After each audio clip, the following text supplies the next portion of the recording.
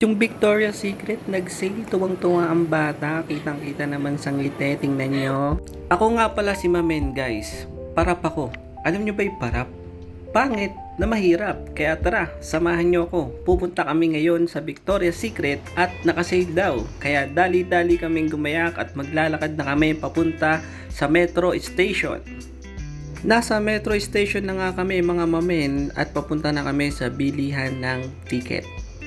Andito na nga kami sa bilihan ng ticket at guys, sobrang linis ng station ng tren nila. Super duper. At guys, yung price nga pala ng ticket, 1 day pass ay 6 QR lamang. At kahit saan ka na pumunta, pwede, walang problema, manawa kang maglibot. Bawat station nga ay may mga stop na pwede mong lapitan at pagtanungan kapag kailangan mo ng tulong. At eto nga guys ay nasa Sudan kami ngayon at papunta kami sa Azazazaya.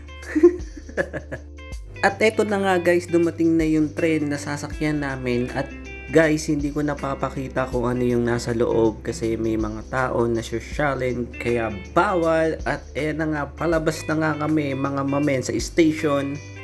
At akala mo naman sanay na sanay kaming gumala dito, nagtatanong lang din naman kami. At eto na nga guys, nandito na kami sa mall ng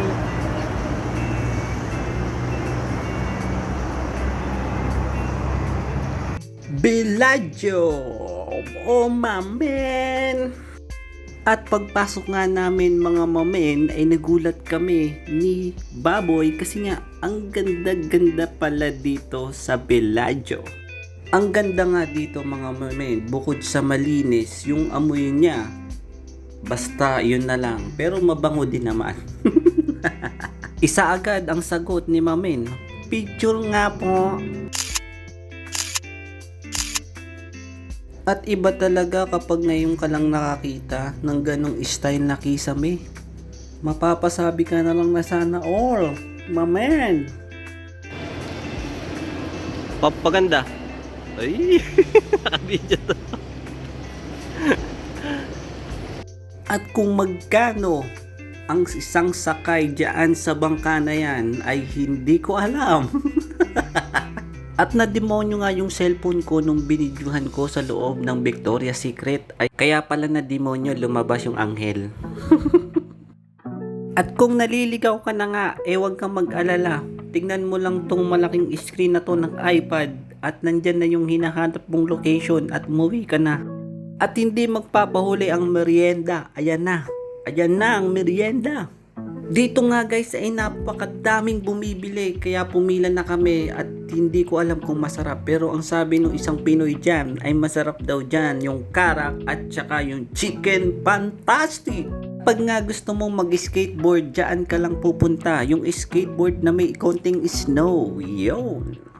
At naka-order na nga kami mga mamen at dumating na ang in-order namin, napakatulad, chicken fantastic. Nagpalit kasi kami ng anghel dyan kasi hindi daw masarap yung in-order niya kaya napunta sa akin. Tingnan nyo naman, mukhang masarap pero amoy in. Hindi ko na nga na-videohan yung sumunod na araw na bumili ulit kami at eto na lahat ang binili ng isang magaling na baboy na mahilig sa sale. Kaya hanggang dito na lang mga mamen, salamat.